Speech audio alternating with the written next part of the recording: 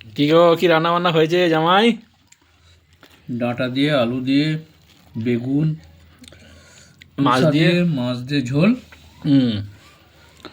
ভাত, রুটি? রুটি, মাছ ভাজা, স্যালাড, তাই তো? স্যালাড।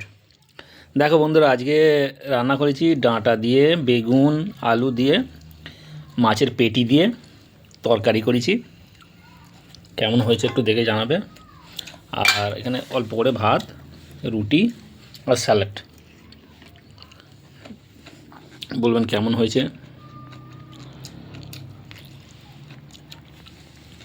এখানে সচরাচর ডাঁটা পাওয়া যায় না, এখান থেকে গাছ থেকে জোগাড় করে নিয়ে আসতে হয়। নিয়ে এসেই আমাদের লবদা আছে, লবদা নিয়ে আসে,